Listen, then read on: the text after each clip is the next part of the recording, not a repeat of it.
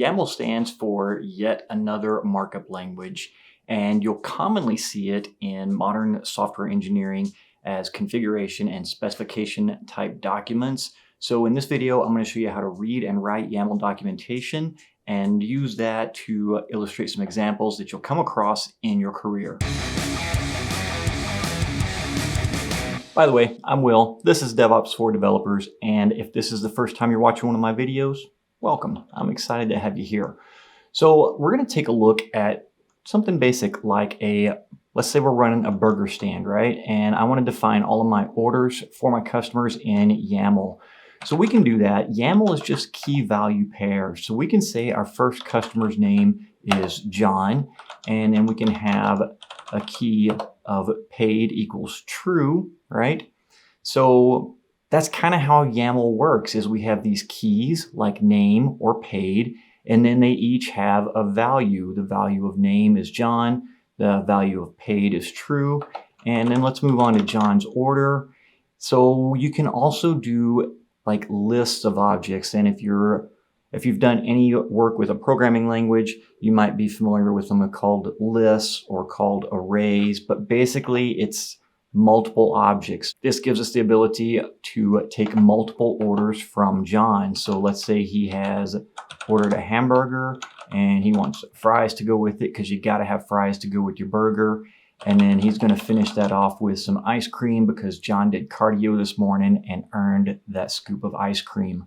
Now with YAML being key value pairs, we can refer to things by name in there. So if in wherever we're using this, if this were a YAML document called orders, let's say, we could find out if John has paid for his order by calling, let me comment that out just so it's a little cleaner. We can say orders, that's the name of our YAML document, .paid, spelled correctly. So orders.paid would return the value true, right? We're looking in the orders document for the key name paid, which is right here, and we want the value of it, and that would return true.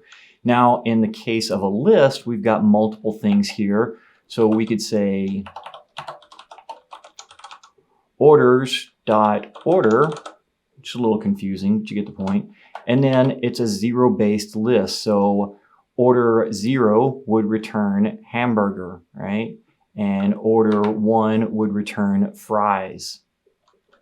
So our order can be, in this case, a list of strings. We've got the string or the text hamburger, the text fries, the text ice cream, but it can also be another nested object. For instance, we can say hamburger, and we can specify what type of hamburger John wants. He wants the Belly Buster burger.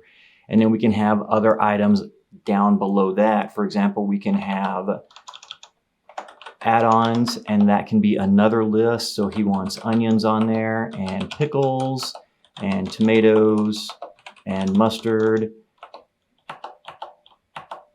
And then for his temp, he wants it well done because he likes his burgers burnt.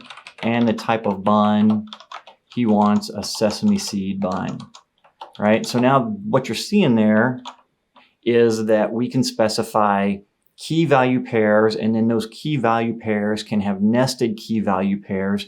And here's one of the things I really like about JetBrains products, right? If you look right here, about 2/3 of the way down my screen, you can see that JetBrains is laying out the schema for my YAML document. So if I want to go back up to the order section, I click here, and then it moves my cursor up to show where that's at in the document. Vice versa, it's also true if I click on Belly Buster, it shows me the order of where the Belly Buster value is in my document. Same thing. Now, if I wanted to get to the value of the add-ons for John's burger, remember we pulled our YAML document into code and we called it orders. So orders.order, which refers to this key value right here. And then this is an array or a list of items, right? So I want the first order, so that would be item 0 in the index. And then I want to look at the add-ons, so it would be .add-ons. And if I wanted the first add-on on his list, that would be element number 0, which would be the onions. And that's kind of how that works, all right? Now, one of the things you can do with YAML documents is if my burger shop's going to be successful at all here, I need more than one customer, right? So for my next order, I could do another YAML document, or I can just do 3 dashes here. And you can see that JetBrains is helping me out, showing me that we're on document 2 of 2. And then we could start the whole process all over again. We got the name of our next customer here, paid, set false, because they haven't paid us yet. And that's how YAML documents work. Let's put it into a real life scenario that you're likely to encounter, assuming that you're not working for a burger shop that keeps all of their orders on YAML documents, which I wouldn't do. So let's take a look at a Kubernetes manifest defined in YAML, and we see the same type of stuff here. The very first key we see is an API version, and there's the value. So for the kind, what are we deploying here? We're deploying, or the kind of document here is a deployment. We're using apps v1 API to deploy that. And then we could look at metadata.name is the name of our deployment here. And if we scroll down a little bit, whenever we get to the spec has a containers key, and that containers key, this little dash right here, tells us that there can be multiple containers because this is a list. So we've got our, if I quit dragging stuff around here and instead start highlighting stuff, we've got our first container name, and then this only has one container, but if it had multiple, they would be listed here down below that. The other interesting thing here is we've got our 3 dashes. So this is telling us that there's another YAML document here now. So the first thing in our YAML document was a deployment, and now we've got a service in here, and then our 3 dashes telling us that it's another YAML document in here. This time it's an ingress route for Kubernetes, and it all follows this same YAML syntax. We've got the key and the value. We've got the key and the value. And in the case where there can be multiple values, then we use the dash to indicate that that's an array or a list, and you'll find all of the values in below that as well.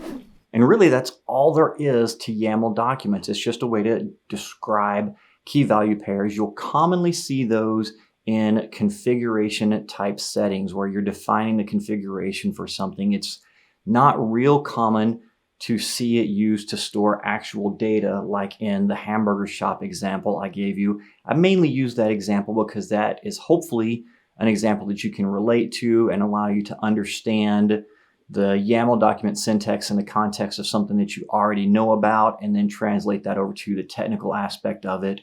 One of the other things you'll see common in addition to YAML documents are JSON documents, or JavaScript object notation.